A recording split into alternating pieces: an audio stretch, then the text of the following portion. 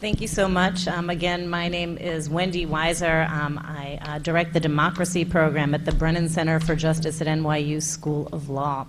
And I am delighted to be here today to moderate this panel of experts talking about early voting, which has gotten a lot of attention lately, both because of the highly controversial attempts to limit early voting in battleground states last year, and because it's emerged as one of the key reforms to address long lines at the polls that people are talking about this year.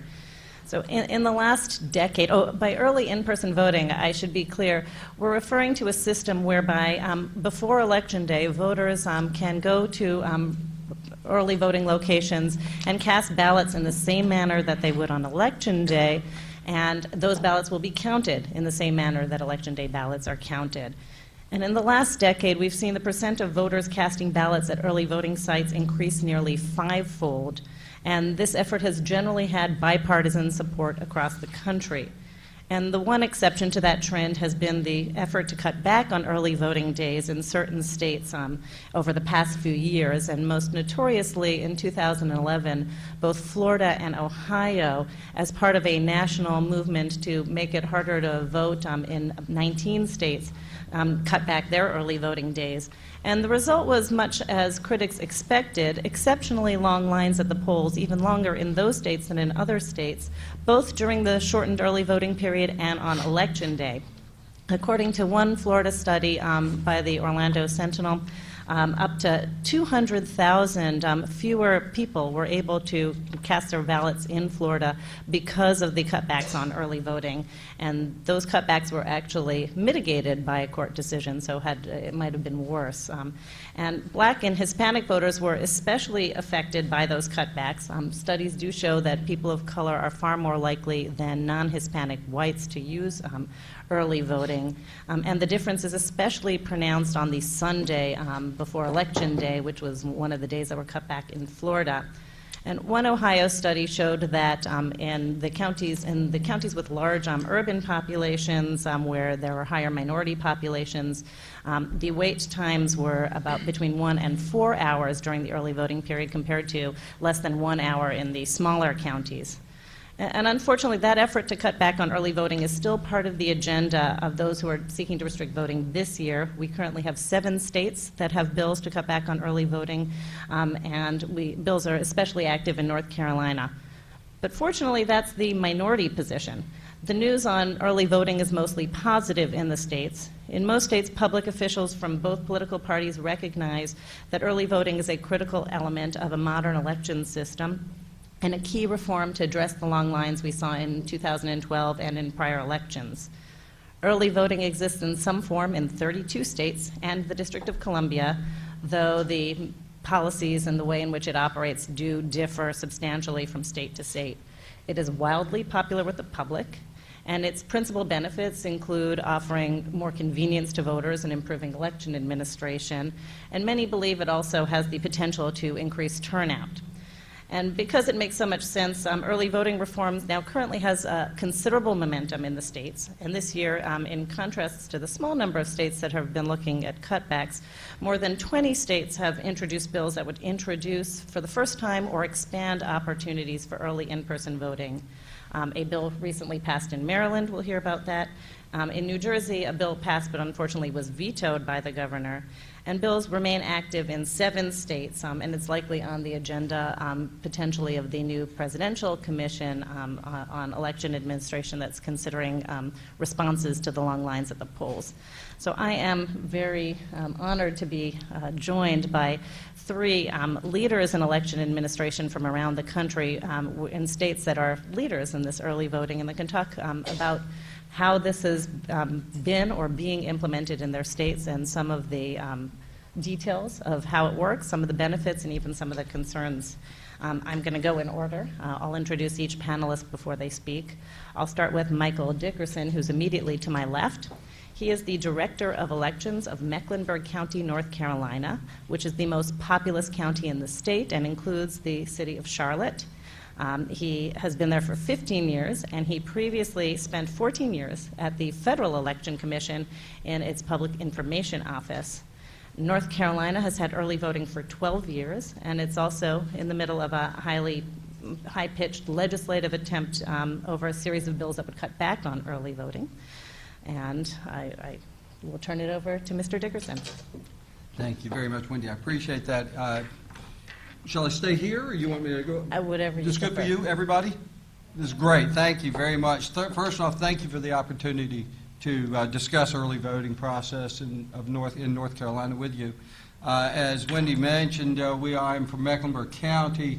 It is encompasses the city of Charlotte. We've got a population of about 970,000 people. Voter registration population of about 650,000 people. So it's about a tenth of the entire state. So we're a big community, a big area. It's not small town North Carolina that you always think of. Our office is also funded by the county and city. The County of Mecklenburg and the City of Charlotte itself, and run about a budget of about $4.5 million annually to run the office. I'm the director of elections there, and I'm appointed by an executive director of the State Board of Elections. I answer to him and a 3-member board, partisan board, that is appointed by the governor, and that's important for something that will come up a little bit later. That board sets the policy for the office consistent with state and federal law. We maintain a full-time staff of about 21 people, temporary staff of anywhere from 5 to 15 folks, depending on our workload. On election day, we operate 195 voting locations and about 1,400 to 2,000 workers on that day. During the past presidential election, we administered 22 sites for early voting, and we ran them for 17 straight days, starting the third Thursday before the election, all the way up to the Saturday before the election. The idea of early voting has been around for quite a long time. This is nothing new that we're talking about. In North Carolina, back in 1977, the State General Assembly actually amended the absentee laws that allowed a person to walk in with an excuse at the Board of Elections office and say, I need to vote because I'm not going to be here in the county on election day, or I'm going to be sick, or I'm going to be disabled on election day. I need to vote early. The law in 1977 permitted them to come into our office and do that. Great idea. You know as well as I did what happened with that law was everybody came in and started fudging, shall we say. I think I might be sick on election day. I want to vote early. And I think the General Assembly, after 23 years, was able to figure that out. Not that there's, no. But they were able to do that so-called one-stop voting process. That's what that was. What we currently think of as early voting, as Wendy's mentioned, started back in the August of 1999 when the General Assembly passed legislation that said, okay, during general election years, even number years, you may vote early anywhere in the county that you desire. This action removed the excuse to walk or removed the requirement for an excuse. It came up with you no longer had to say, I'm going to be out of the office, I just want to vote early. That first year, it was wildly successful. 63,000 people. We weren't even planning on 15 or 20,000, but 63,000 showed up. For those elections administrators out there, do not think you're going to get it perfect the first time. The first week we tried it in October of 2000, immediately when we booted up the computers, the whole system went down. We spent the first 15,000 voters voting by telephone between our office checking their registration. Those little things can happen. Have a contingency to make it work, and that's all you have to do. But that was only for general election in an even number year. It was successful, like I said, and the state decided, the General Assembly decided to change the law and immediately start having it every year for every election. And that eliminating the excuse for early to have an excuse to either vote by mail or vote early was something that worked out just perfect with us. It also changed the length of time so that we were now at the current 17 days basically before the election. A little bit about the process of how we administer it in North Carolina. In North Carolina, we use a real-time centralized voter registration database that all counties feed into. It's kept current through list maintenance and the feeding of whatever we all put into it. So for each county location we generally have, early voting location we generally have about 4 or 5 laptop computers that are tied into our database. And that data is available from anywhere in the county, so that I know if you've gone to vote one place, you can't go to the other place and immediately vote again. You could, but the district attorney would have something to say to you after that. And we've determined after that first year that we tried to do this and had the database go down, there's got to be a better way. We decided standalones are a great way to do it. Have all your data loaded onto your laptop that you have there, or connect it real time, or a hybrid situation that we administer that allows us to connect real time to our office and refresh ours every 10 minutes, 15 minutes, or your database every 10 or 15 minutes, and it works out just as well. If the system were to go down, that's fine. You can still administer. When a voter is located in the registration database, their record is checked to see if they've already voted, and on their registration, if there's anything updated, after they complete the application, we mark them as voting, and we send them over to the voting panel to vote. For voting purposes in Mecklenburg County, we use the ES&S iVotronic voting panel, and it is a direct record electronic piece of equipment which allows us to identify that voter. In North Carolina, we consider early voting absentee voting, and absentee voting must be retrievable. So I can identify that voter's ballot, put their identification number into that ballot, and get them on the machine. And if I have to pull their ballot in the future, I can pull that ballot and get rid of their do away with their ballot if I have to. Site selection is a big deal. How do we choose our sites? I'm fortunate that I've got a very smart staff that can go all through the county and try to find places. First thing we look for is what are the public facilities that we can hit. If we have a facility that is partially funded or completely funded by public funds, we're allowed to demand the use of that building, that facility, for early voting in North Carolina. Second, we want to make sure that the site is ADA accessible. We want to make sure that everything's good with the site and it's safe. Third, is there plenty of parking? Our town in Mecklenburg and Charlotte and Mecklenburg County, you can actually drive places and park. I think that's what I meant. I'm sure they're driving here. And the other thing is, we also look for what is the voting population in that area. What is the concentration of voting? Is downtown going to be a great place because I've got 60, 70, 100,000 voters down there any given day? That's what we'll look for. After you start some sites, usually libraries and park and rec centers are your best place, but once you do one site, everybody's going to demand that site come back the following year and the following year and the following year. Now, the people that use it, the librarians, are going to hate you.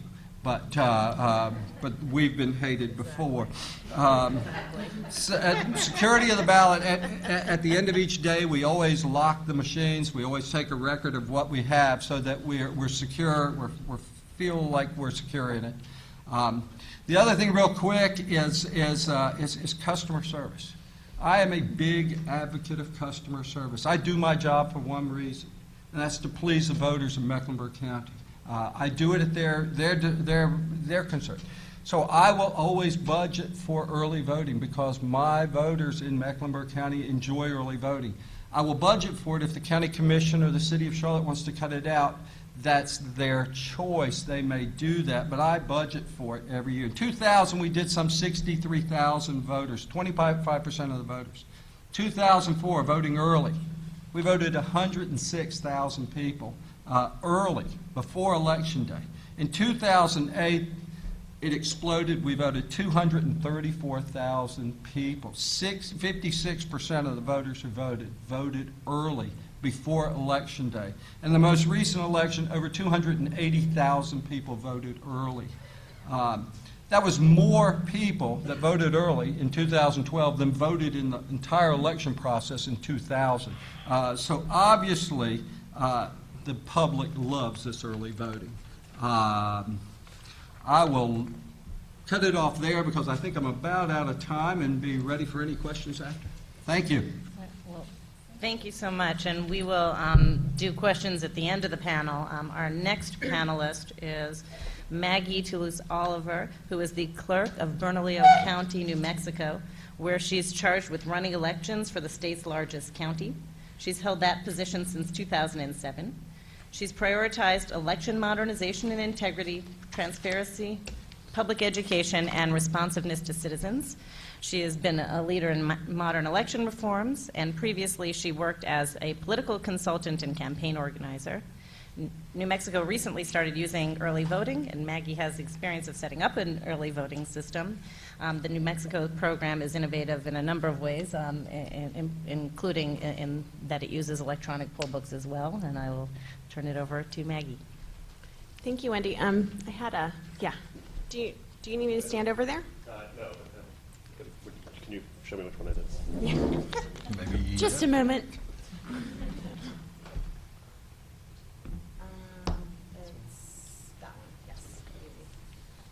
Do you have a Yes. Oh, here we go. I don't know how this is going to work. Technology. Such a blessing and such a not blessing sometimes, too. Especially in election administration. Okay, this is me. You saw that already. Let's see if this works. Yay. Okay. So, yes, I have been the county clerk since 2007. I'm elected. I was initially appointed. My predecessor was elected Secretary of the State in the middle of her term, and I was appointed by the county commission to fill out her term. So the first election I ever ran was the 2008 primary and general election, which was a great way to be thrown in the deep end of the pool. But we were very successful. In New Mexico, so interesting that Michael went first. There's a lot of similarity between what happens in his part of the world and what we do. But we're a little bit different. New Mexico is obviously a lot smaller than North Carolina. We have about 2 million residents and 1.2 million registered voters across 33 counties. Bernalillo County is basically the Albuquerque metropolitan area, if you've ever been to Albuquerque, New Mexico. We have actually, the population is around 650,000, 430,000 of those are registered voters, and that's a third of the state's voting population just in my little county. And I say little because size-wise we're very tiny compared to most of the other counties. The only other smallest county is Los Alamos County, which is basically the city of Los Alamos, you know, where they built the nuclear bomb. We are a majority-minority state and a majority-minority county. We're also an urban and rural county. Beyond Albuquerque, we have an east mountain. The Sandia Mountains sort of border us on the east, and on the east side of those mountains are some communities. And then we also have an unincorporated South Valley, which is a very rural part of the county as well. We also have 2 Native American communities, Tohajali, which is an outcrop of the Navajo Nation, and we have Isleta, a precinct in Isleta Pueblo, which is immediately to the south of us. So, just like in North Carolina, early voting is considered part of absentee voting. It's actually, the provisions for early voting are built into our absentee provisions in the election code. In-person absentee voting begins 28 days before election day. So our last day of voter registration is also our first day of in-person voting in New Mexico. And it's basically the same process as early vote. Well, it's not basically, it is the same process as early voting. We use an application. It's the same application that you would get if you were an absentee voter. We are an all-paper ballot state in New Mexico, so you receive a paper ballot, you vote in person, and we use optical scan tabulators. Currently, we utilize ES&S M100s in New Mexico and are really looking forward to getting rid of those pretty soon. In-person absentee is only available at clerk's offices. So for this first couple of weeks, you can only vote in person at the clerk's office. Fortunately, we amended the law a couple of years ago to provide for annexes or annex buildings. If we tried to do early voting in my office, it would be very inconvenient because we use all of that space. So we actually have an annex that's a couple of blocks away from my actual physical office that we use. It has good parking, et cetera, et cetera. During this period only, we have to be open regular business hours, so we're Monday to Friday, and we can be open on Saturday as well. And this goes on until the third Saturday prior to Election Day. Then early voting starts in earnest, and that starts again that third Saturday before Election Day. And it will continue through the last Saturday before Election Day. So there's a full 2 weeks of early voting at alternate locations beyond just the clerk's office. There is a minimum number of locations that's set forth in statute, and in New Mexico, each county is given a class based on its population. So if you have more than 250,000 residents, you're an A-class county, and then there's B, C, et cetera, et cetera. So of course in Bernalillo, we're an A-class county. We're like A+. Compared to everybody else in the state. So we have to have a minimum of 15 sites, and actually in Bernalillo County we do more than that. We also must be open at least 5 days a week to include Saturdays. In other words, we can be closed on Sundays and Mondays, but we're not required to close. And these are some provisions that we wrote into the statutes a couple of years ago based on what happened in 2008. In 2008, my early voting sites got overrun. They were swamped. People were desperate to get in and get their votes cast. And I literally couldn't keep my sites open long enough. I actually asked the Secretary of State for an emergency dispensation based on we didn't know what, just so that I could keep the sites open longer hours. In Bernalillo County, again, we use 17 sites, and this has been a bit of an experiment. When I first came into office, we were required to have a minimum of 13 sites, and we used 15 that first year in 2008. In 2010, we used 16. This last year, we used 17.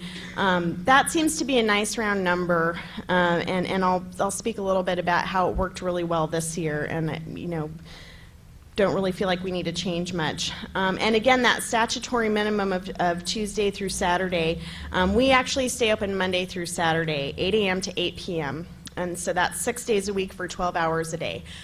I'm not going to lie, that is hard. It is challenging. And a couple of the ways that we deal with that is that we use split shifts. So not only among our poll workers, and in fact, what we do is we basically we hire the poll workers and they work 3 days and another shift works another 3 days, so they alternate one after the other. That's a 36-hour plus week for them for just those 3 days. So that seems to work. My permanent staff also sort of split shifts in terms of the opening and closing, because the close down process at night is especially sort of long and cumbersome.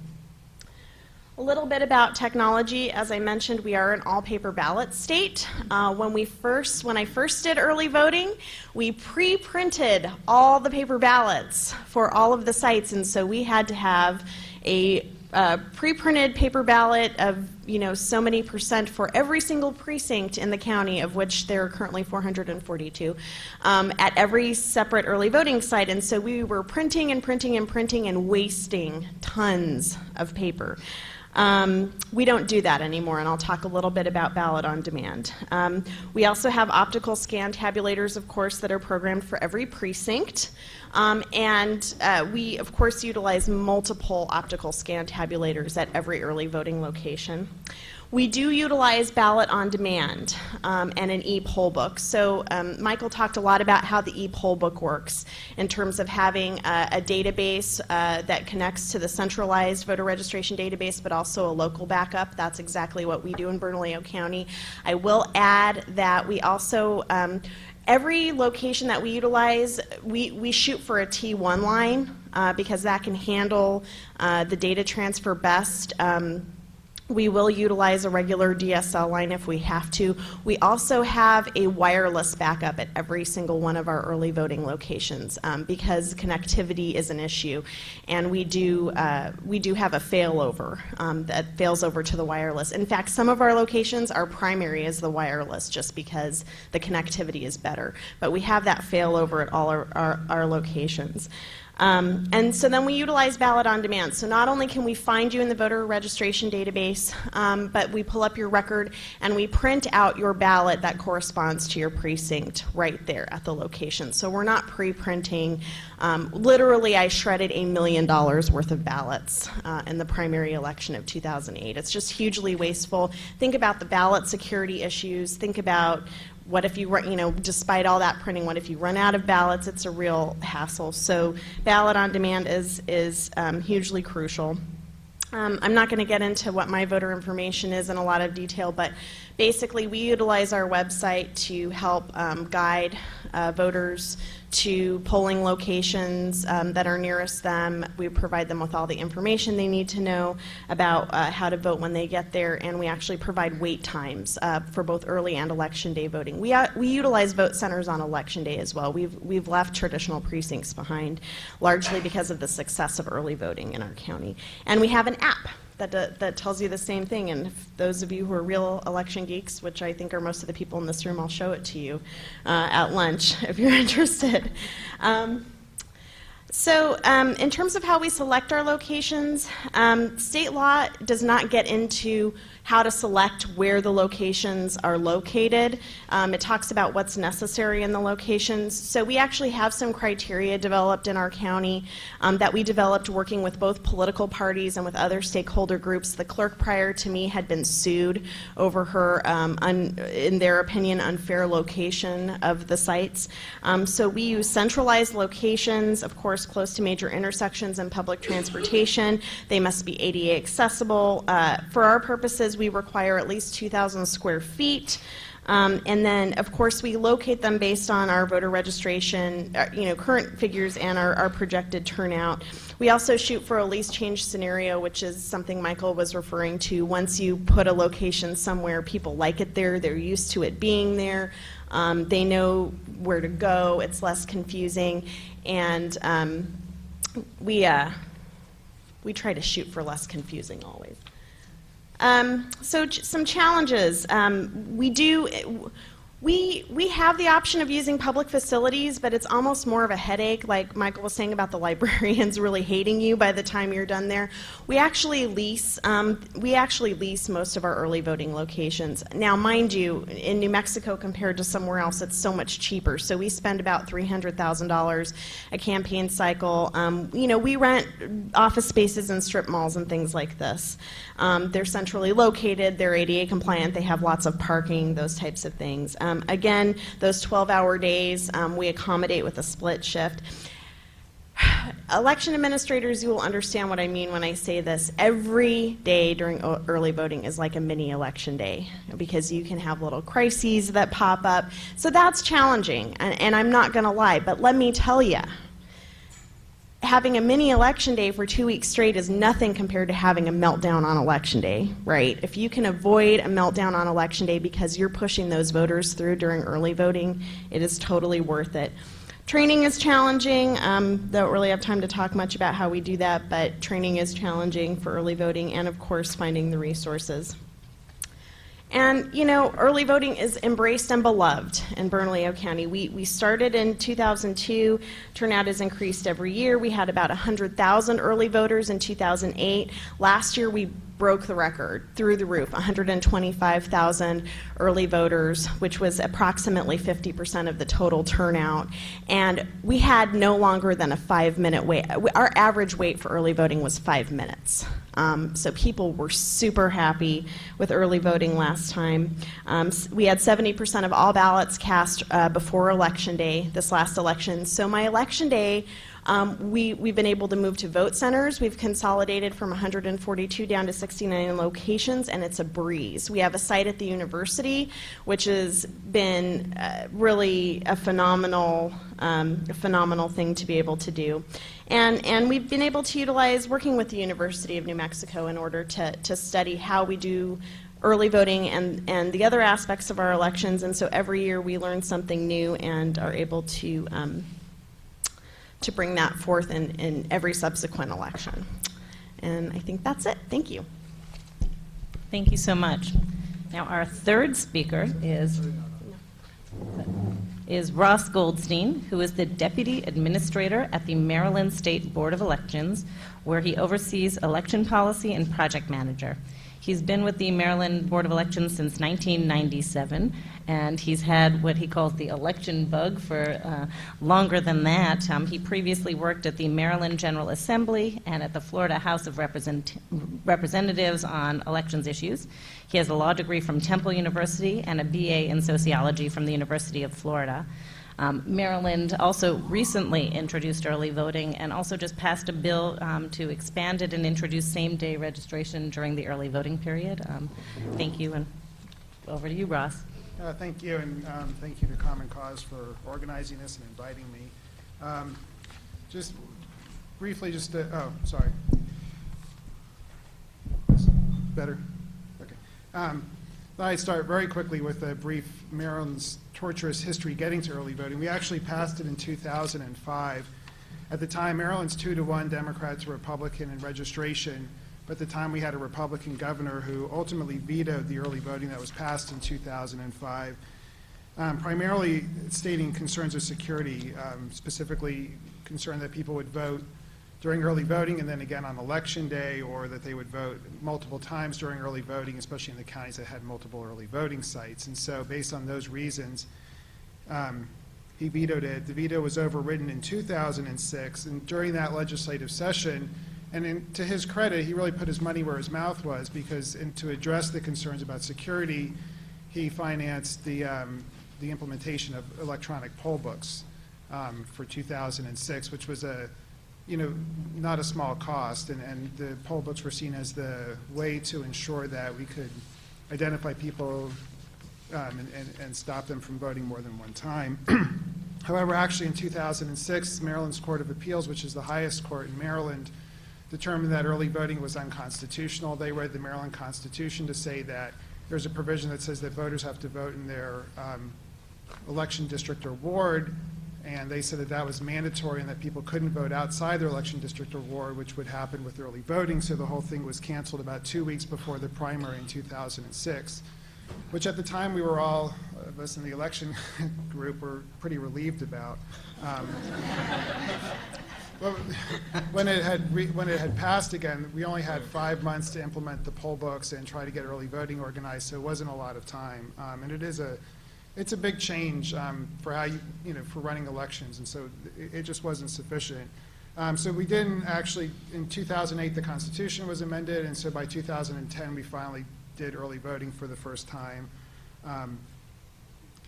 Because of the line issue, the multiple voter issue, remained a concern. We do a lot of work to make sure that our electronic poll books are networked in each of the counties. They're networked up to the state election office in order to make sure that we keep track of everybody who's voted during early voting, and that we can also update our electronic poll books before election day gets started.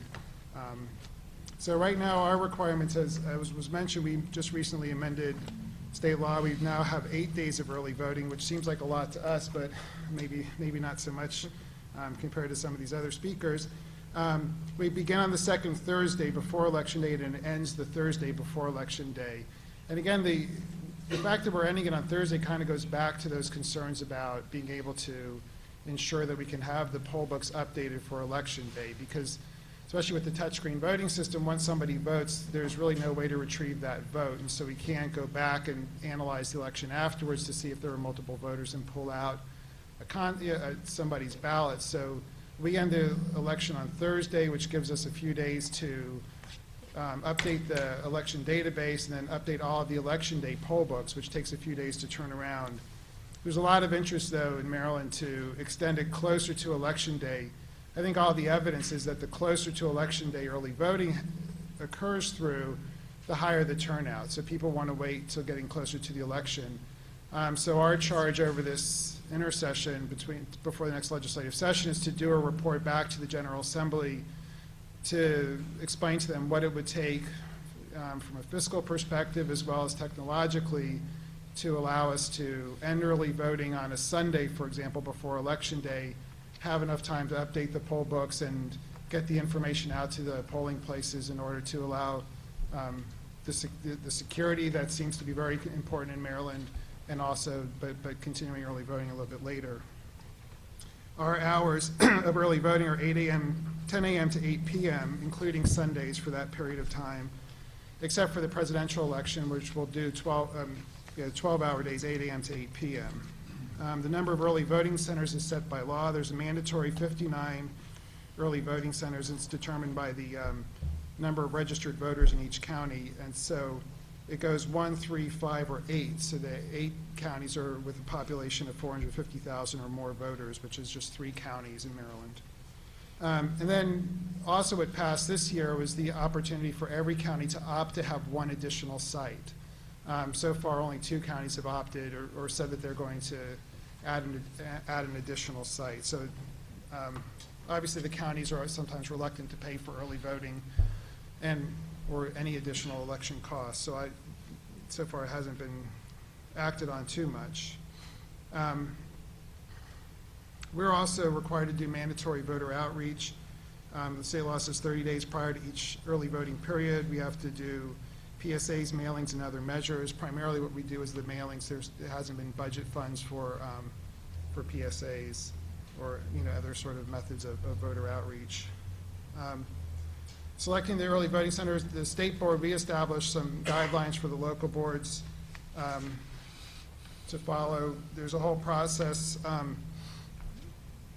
the form that we came up with that they have to submit to us, and ultimately the state board has to sign off on the local board sites. Obviously, we're also looking for telecommunications, sufficient size and layout, also accessibility, as was stated. The other thing that we came up with a formula. We said for the counties with 1 early voting site that they would have to have 50% of the population would have to live within 10 miles of that early voting center. And for the multi-site counties, they would have to have 80% of the county living within 5 miles of the early voting center. And I think we were actually onto something with that formula, and should have done the PowerPoint, but I only brought this piece of paper, which I didn't realize. But you can see that this is percentage of turnout to distance, and you can see as the distance grows, the turnout goes way down. And that doesn't actually track with Election Day. With Election Day, it kind of stays pretty steady. So it actually reminds me of my economics class in college, which was Traumatic. right, exactly. So I think that's where we were right. I think we were right in theory about that, about the turnout, but we had I think it was reported in a couple of different places that Maryland had the 5th longest lines for this past election, and I think part of that was that our early voting just wasn't effective enough at getting enough people through the process, even though we had it and it was helpful, but I think if we could have gotten more people through the process during early voting, we would have been better off. I think the big thing, and I like the idea of a minimum square footage, is that the size of our places weren't adaptable enough to add capacity once we saw that we needed to do that. I also think with touchscreen voting units, you're also somewhat limited to the number of people that you can serve at one moment, and I think we're going to be moving to optical scan for 2016, and so I think then we'll have the ability to add a lot more capacity to the early voting. But so I think the size of the early voting centers really harmed us. I think our counties really worked hard to keep the costs down and only use libraries and senior centers and places like that. And I think ultimately they need to we need to find some other locations that might be bigger and more flexible in terms of space.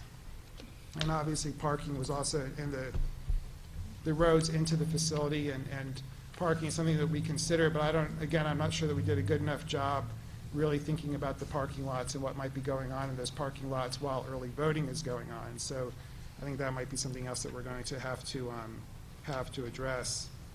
We also worked on establishing formulas for the equipment deployment. That was a big issue. Again, we have a finite amount of voting equipment that we have to deploy, and so we came up with formulas. And I said I'm not sure that those were as effective as we thought. I think we needed more equipment out there.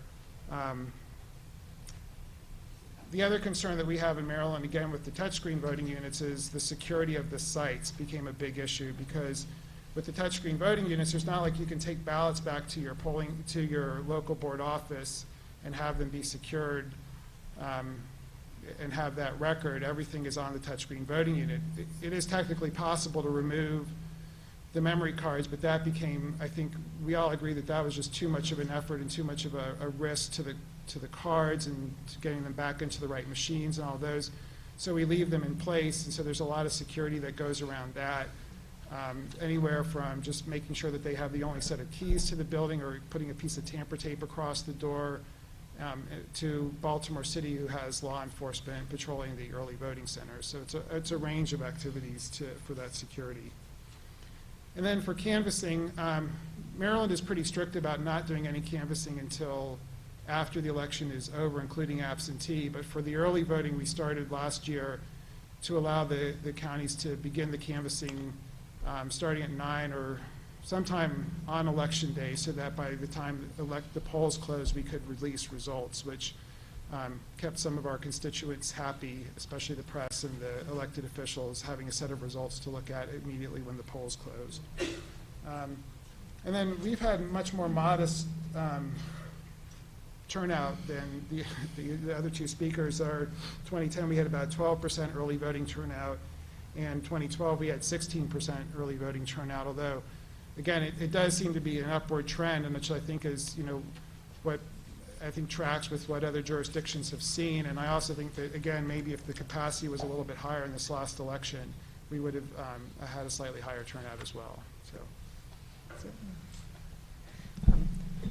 Thank you so much. And we are going to turn it over to the audience for questions. I am going to take the moderator's privilege to ask the first question, or two questions, of each of the panelists.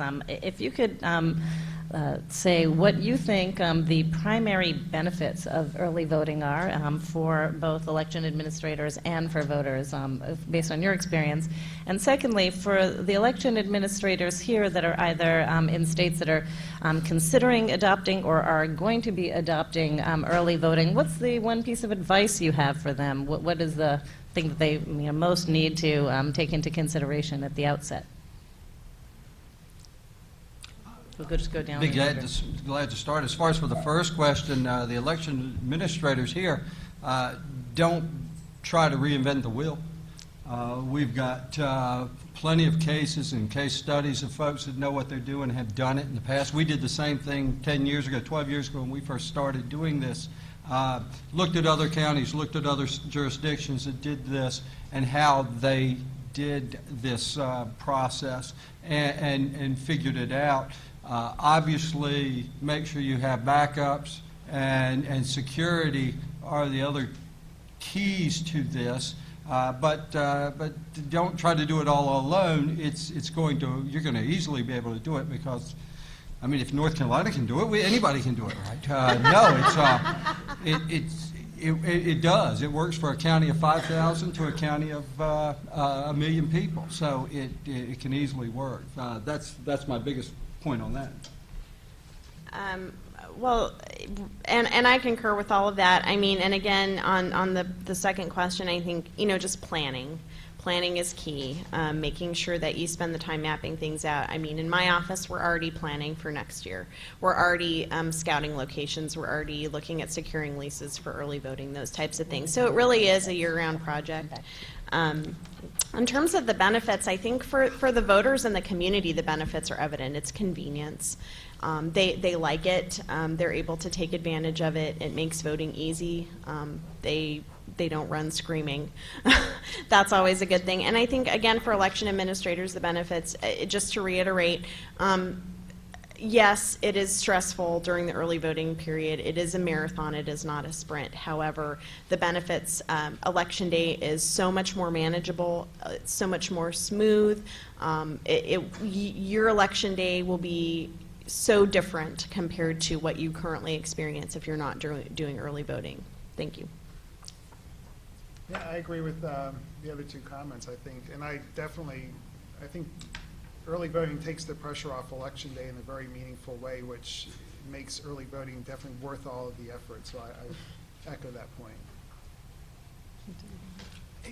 As far as the first question, the benefits, it may sound silly, but I think one of the major benefits is cost. I think if you study it in the long run, you will see that your cost is going to be cheaper to do early voting because I can administer to more voters per voting panel than I can on Election Day. On the last early voting session, 2012, 280,000 people vote early. I sent out 260, 270 voting panels to administer Election Day. That's a cost of $40 a piece per panel to send out and bring back into the office is our basic charge for delivery. On Election Day itself, I have 170,000 people vote early, but I sent out 1,750 voting panels. So the cost is tremendous savings right there. If I can vote more people through a process of fewer panels, then I've saved the county money. My voting panels now are costing you about $4,000 a piece. For DREs, you're paying another couple $100 annually for a maintenance program on it. Our state law, our state rule is that you need one voting panel for every 250 voters in your county.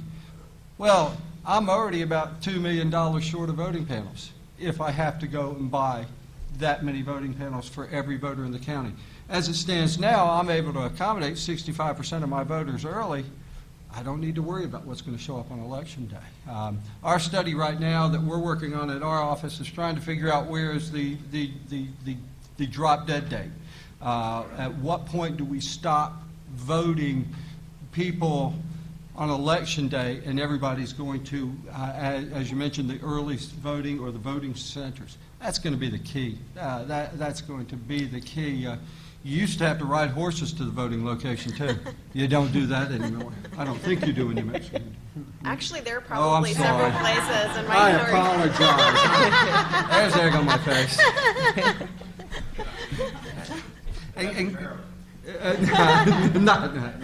And keep in mind, too, it's just not a D and an R or an unaffiliated voter situation. I thought it was interesting after looking at the statistics for this study. Back in 2000 when we first started, more R's voted early than the D's did. Well, D's sure figured it out real quick. And by 2008, they were smoking them, to put it plainly. And this past election, the D's outdid R's and unaffiliated voters by close to a 2-to-1 margin. So it just happens that way. We'll now turn it over to audience questions. And please identify yourself. Hi, my name's Denise Lieberman with Advancement Project. I'm interested in the combination of early voting with same-day registration. So maybe this is best directed at Michael from North Carolina, but I'm also interested in your thoughts about how that would work.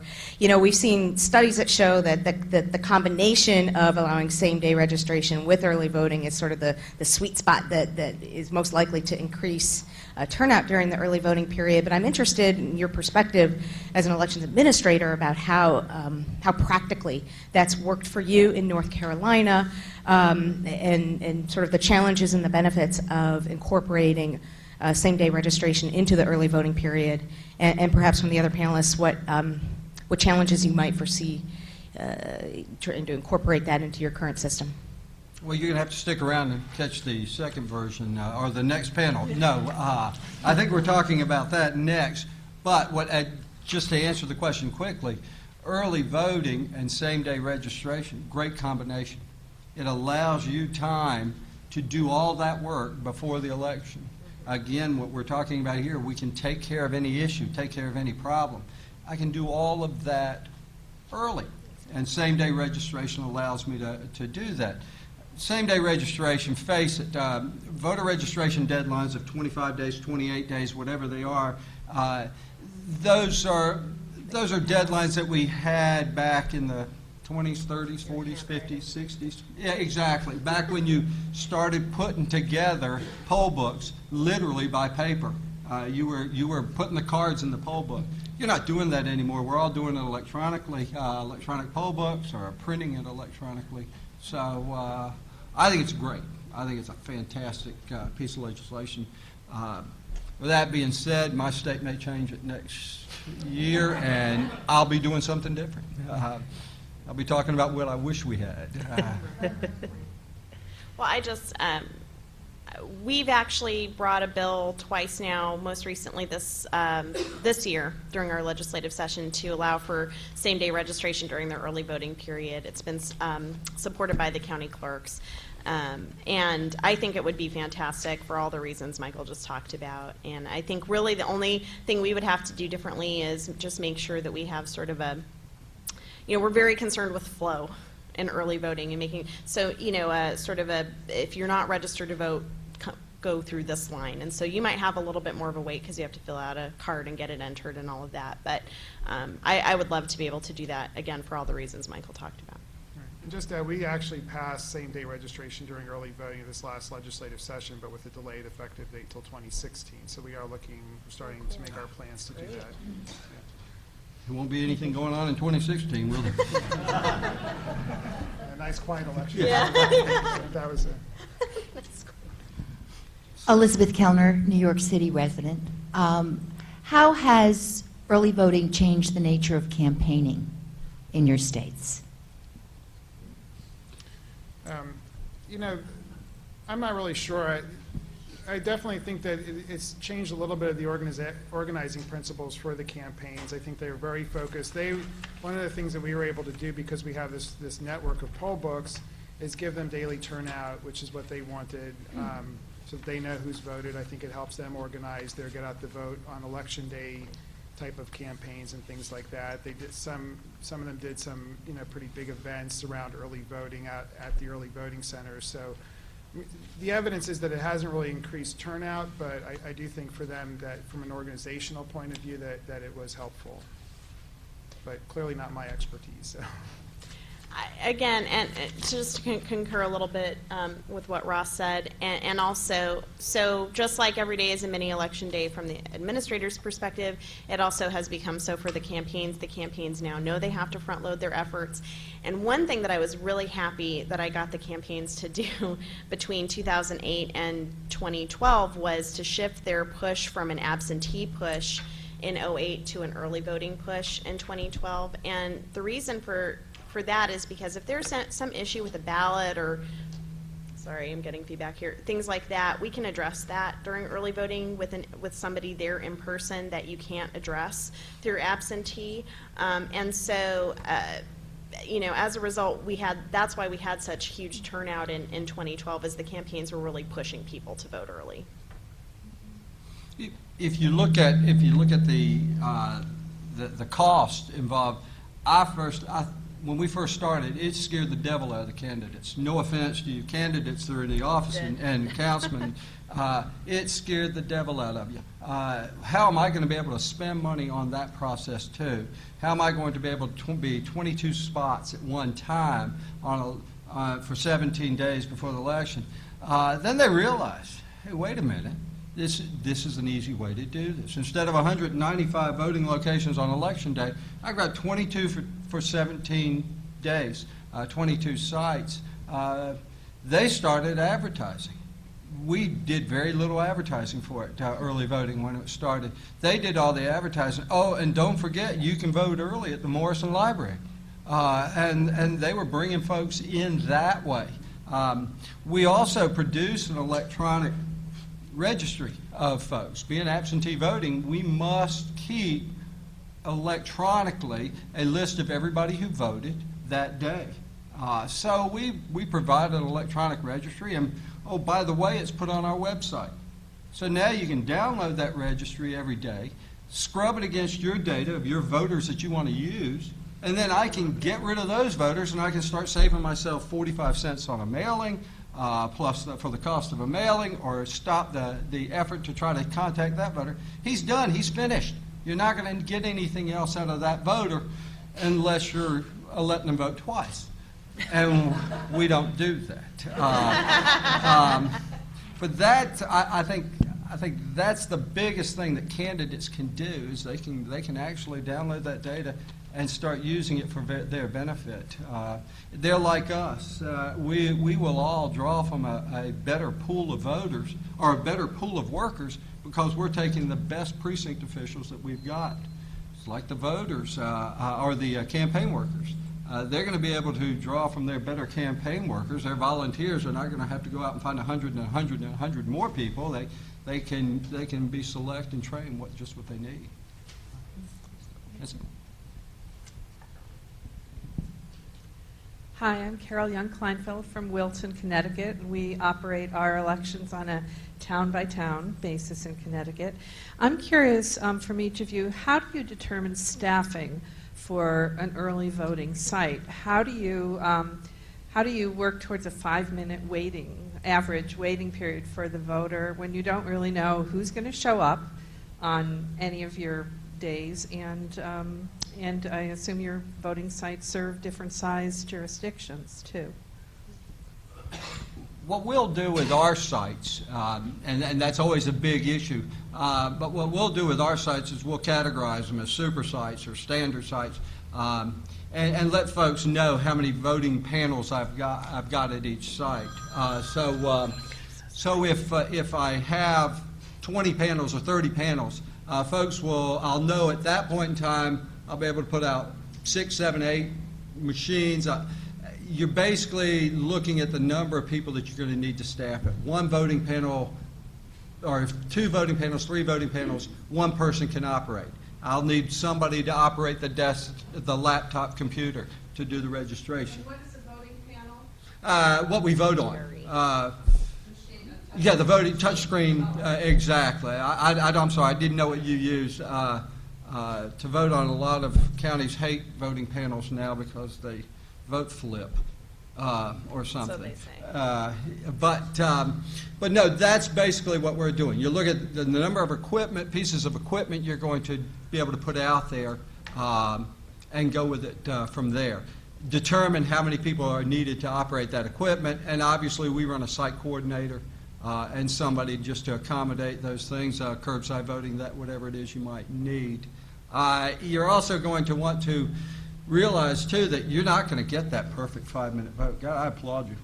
That is fantastic. I've got them waiting in line for an hour and a half, but they won't complain. They won't move.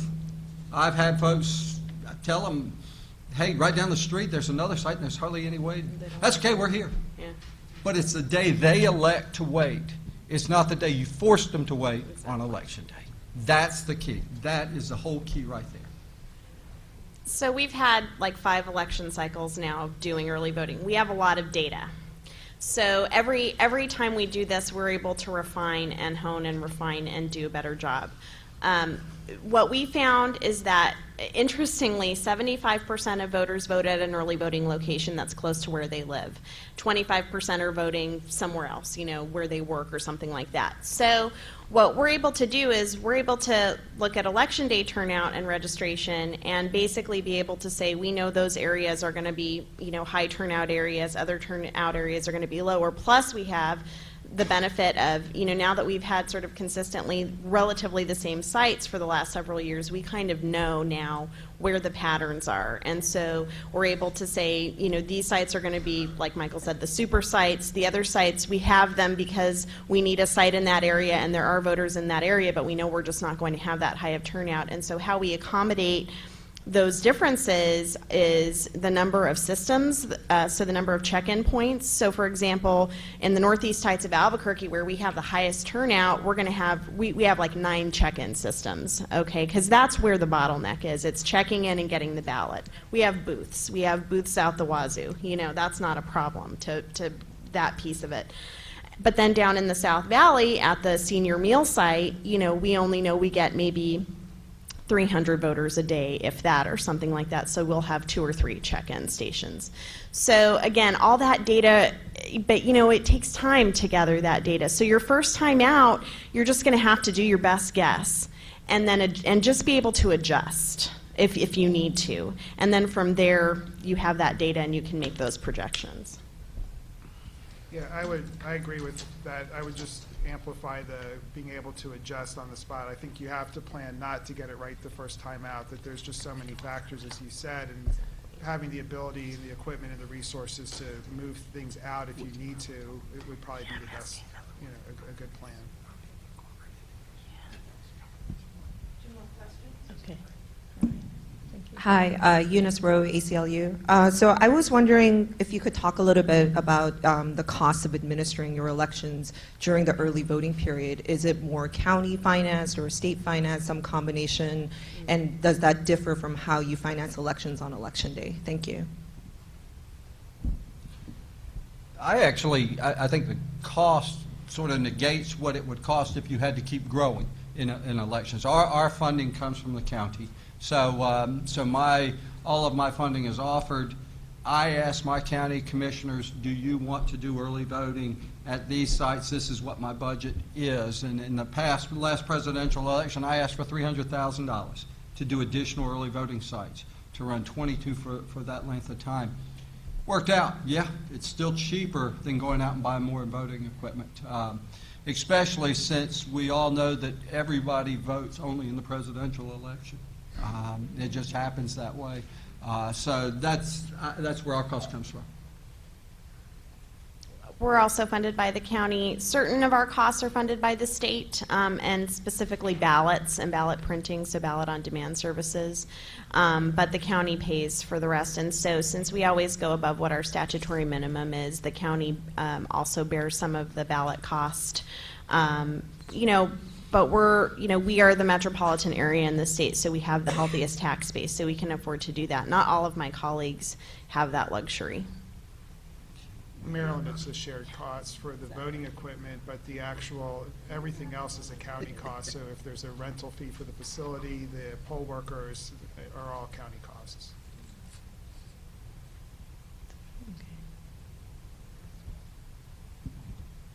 My name is Kate Doran. I'm with the League of Women Voters. And we've heard you say that the public loves early voting for the convenience.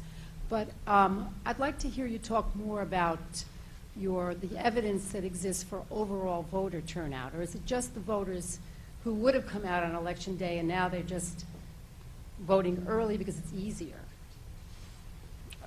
I think your latter part of that is correct. I think they would have come out on Election Day. We've noticed that in our office on Election Day, our rush will be first thing in the morning, and then that's it. By a presidential election at 11 o'clock, you were walking into the precinct and walking right out, voting that quick. Didn't have the long rush, the wait line that you would have. I personally believe most of them love being that commuter voter that's going to come into town to go to work and during their lunch hour go vote early. They were going to vote early. Now, the nice thing to remember about that is they may not have voted. If they would have gotten back at home that night and said, gee whiz, I did it myself in Northern Virginia when I lived there, working in D.C. Got to the line, and it's all the way out the door. There was no such thing as early voting in Virginia at that point in time. My wife finally came around and yelled at me, hey, they've already called Virginia. What are you standing in line for? So that's my idea, is that at least these folks did not vote, and that's what I like about early voting. I'll concur with that.